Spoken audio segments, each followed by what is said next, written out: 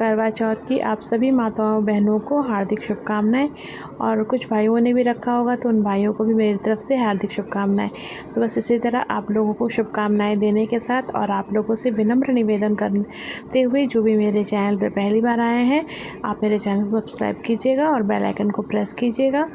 मैं अपना ब्लॉग शुरू कर रही हूँ। तो ये मंगलवार रात की क्लिप है। यहाँ पर मैं मेहंदी लगा रही हूँ। जैसा कि मैंने कहा कि सारे काम को जल्दी से समेट लिया था और उसके बाद में मेहंदी लगाने बैठ गई हूँ, क्योंकि इसमें भी खुद से लगाना है तो टाइम लगेगा ही लगेगा। तो बस अभी मेरा एक हाथ कंप्लीट हुआ है और मैं बिटिया से कह रही थी दिखा दो। और यहाँ 11 बजते बजते जो है मेरे दूसरे हाथ की भी मेहंदी कंप्लीट हो गई है। इस हाथ में बिटिया रानी ने मेहंदी लगा दिया था। तो बस इसी तरह मेरा मेहंदी का कार्यक्रम कंप्लीट हो चुका है और उसके बाद मैं मिलूँगी आपसे नेक्स्ट मॉर्निंग को। और यहाँ मेरा नहाना धोना हो चुका था और दूध आने के बाद मैंने प्रसाद के लिए खीर बैठा दिया था। और आज मैंने ये वाली साड़ी डाली है सुबह के समय। शाम के लिए मैंने सूट लिया है दोस्तों, और सिंपल सा ही लिया है। और ये भी साड़ी सिंपल सी है। पिछली साल मैंने छठ के समय लिया था इसको, और तब से लेकर अब तक मुझे एक बार भी इसे वापस दोबारा पहनने का टाइम नहीं मिला, मतलब मौका ही नहीं मिला। और यहाँ मैं आपको दिखा रही हूँ अपनी मेहंदी, और मैं ये वॉइस ओवर बाहर बैठ के कर रही हूँ। इस वक्त मैं चौथ माता की पूजा करके बाहर ही बैठी हुई हूँ और यहाँ चल रही हैं कुछ आतिशबाजियाँ।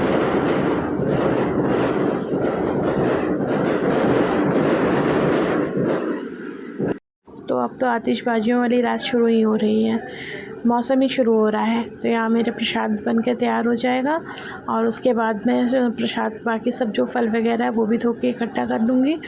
उसके बाद खाना बनाने वाले कार्यक्रम में लगूँगी। दोपहर में मुझे कुछ बनाना नहीं है, सीधे रात के खाने की तैयारी करनी है। सुबह का पराठा और सब्ज़ी है, वो दोपहर तक ये लोग का चलेगा।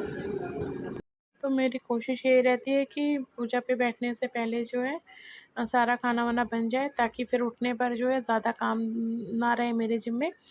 और बस यहाँ पर प्रसाद बन गया है। मैं खीर ज़रूर चढ़ाती हूँ करवा माता को, और तो बस मैं यहाँ पर खीर बन के बनाकर हटा दिया है। और साथ ही जो है मैं यहाँ पर बाकी सब फल वगैरह धो लूँगी। उसके बाद जो है खाना बनाने के कार्यक्रम पे लगूँगी। ज़्यादा कुछ नहीं, घर ही के लोग हैं, लेकिन फिर भी ये काम होते रहते हैं, निपटते रहते हैं, तो उतना अपने आप को ही आराम मिल जाता है। तो बस यहाँ पर जो है मैं फल धो लिया है और कुछ साफ़ आटा मंगाया था पूड़ियाँ बनाने के लिए, प्रसाद में चढ़ती हैं, तो बस उनके लिए। और बस इसी तरह काम चल रहा है मेरा।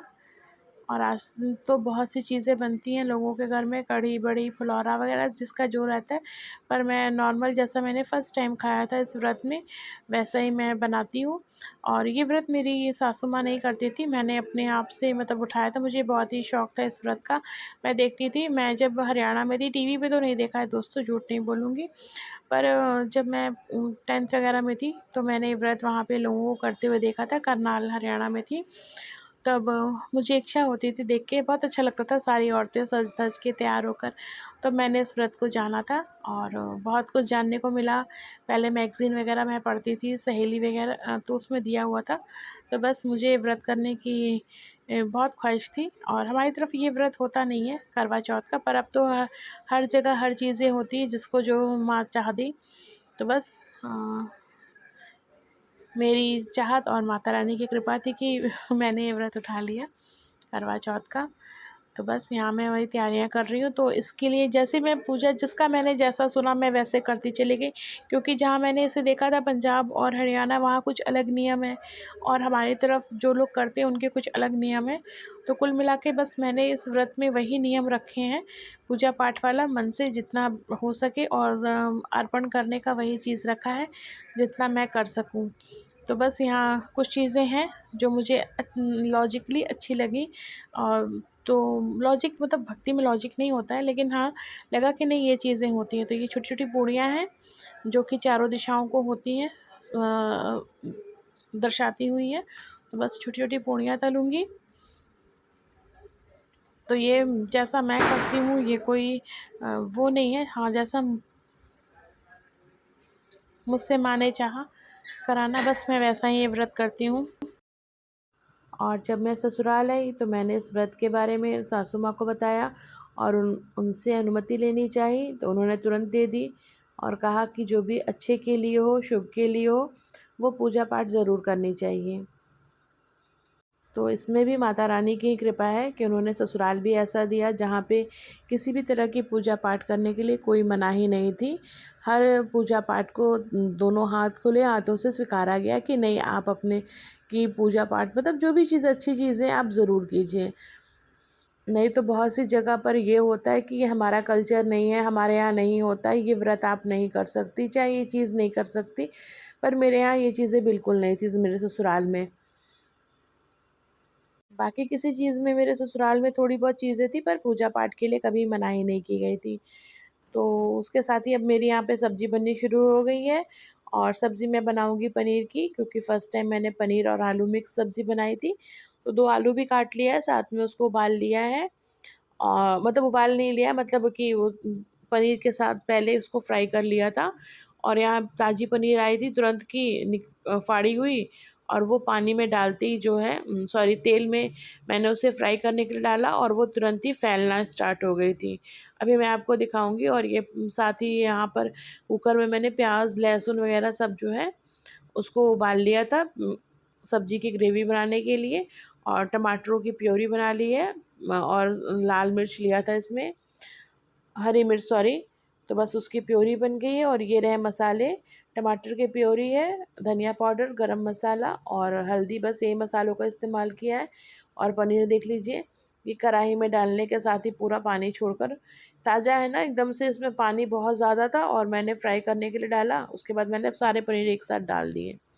और यहाँ जो है पानी इसका थोड़ा गल जाए, थोड़ा सा और पक जाए ये। खाने की तैयारी चल रही है दोस्तों, और टाइम 3:30 हो रहा है।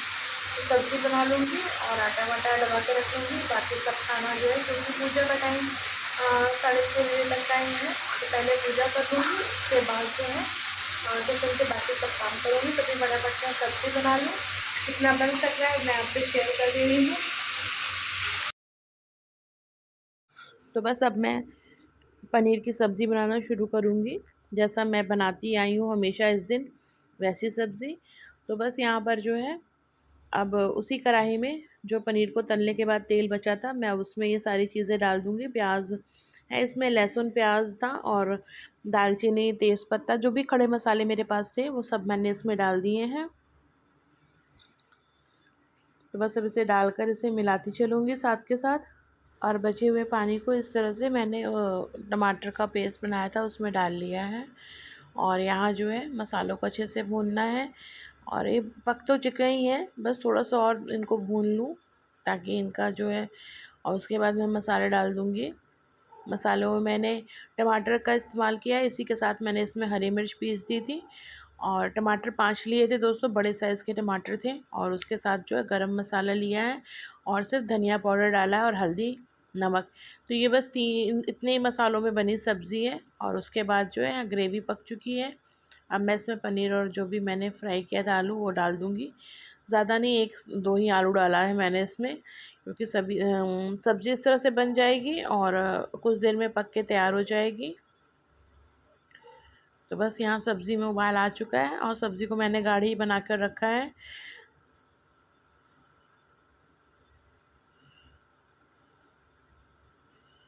तो यहाँ सब्ज़ी हमारी बन चुकी है। थोड़ी देर इसको और पकाऊंगी, थोड़ा और गाढ़ा करूँगी। तो अब मेरा किचन का काम लमसम कंप्लीट हो गया है दोपहर वाला। और यहाँ हस्बैंड पानी भरने आए थे। तो फ्रेंड्स, आज का व्लॉग मैं बस यहीं तक रखूँगी। उम्मीद है आपको अच्छा लगे तो लाइक करिएगा, कमेंट कीजिएगा, और ज़रूर बताइएगा कि कैसा लगा आपको मेरा ये व्लॉग। और फिर एक बार माता रानी हम सब पर अपनी कृपा बनाए रखें।